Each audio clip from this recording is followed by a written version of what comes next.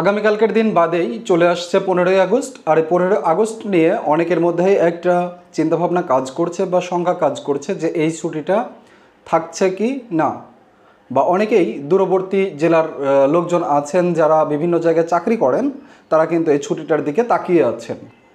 এখন এই ব্যাপারে সিদ্ধান্তটা কি এসেছে সেটা আসলে সবারই জানা দরকার।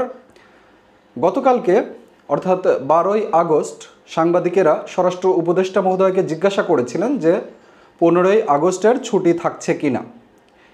এই ব্যাপারে তিনি একটা উত্তর দিয়েছেন এবং গতকালই উপদেষ্টা পরিষদের একটা বৈঠক হয়েছে এবং সেই বৈঠকেও বিভিন্ন বিষয় নিয়ে আলোচনা হয়েছে।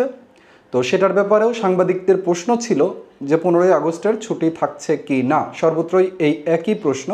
আপনারা জানেন যে দীর্ঘদিন ধরে এই 15 আগস্ট শোক দিবস হিসেবে পালিত হয়ে আসছিল এবং এই দিনটা পালনের উদ্দেশ্যে সরকারি ছুটি হিসেবে ঘোষিত ছিল, যেটা 2001 সালে বিএনপি সরকার ক্ষমতায় এসে এটাকে বাতিল করে এবং 2008 সালে সেটা একটা হাইকোর্টের আদেশ বলে আবার পুনঃস্থাপিত হয়। অর্থাৎ 2008 সাল থেকে হাইকোর্টের আদেশ বলে এই 15 আগস্টকে শোক দিবস হিসেবে পালন করা হয়ে আসছিল।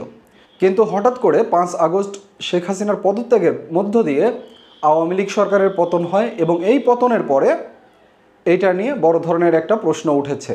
এ পর্যন্ত আমরা দেখে এসেছি প্রতি বছরেই আগস্টের 1 তারিখ থেকে শোকের মাস পালন শুরু হয়ে যায়, আমাদেরকে কালো ব্যাজ ধারণ করতে হয়, কিন্তু এই বছরে কিন্তু এখন পর্যন্ত সেই বিষয়ে কোনো নির্দেশনা আসেনি। তো এখন আপনারা জানতে চাচ্ছেন যে আসলে ঘটনাটা কি, ছুটি থাকছে কি থাকছে না। এখন দেখুন, এই ব্যাপারে স্বরাষ্ট্র উপদেষ্টা মহোদয় গতকালকে বলেছেন যে এই ব্যাপারে এখন পর্যন্ত কোনো সিদ্ধান্ত হয়নি এবং উপদেষ্টা পরিষদের যেই আলোচনা হয়েছে সেখানেও এই বিষয় নিয়ে তেমন কোনো আলোচনা হয়নি। অর্থাৎ আপনাদেরকে আগামীকালকে পর্যন্ত অপেক্ষা করতে হবে যে কী ধরনের নির্দেশনা সরকারের পক্ষ থেকে আসছে। সেটা আজকেও ঘোষণা করা হতে পারে বা সেটা আগামীকালকে ঘোষণা করা হবে।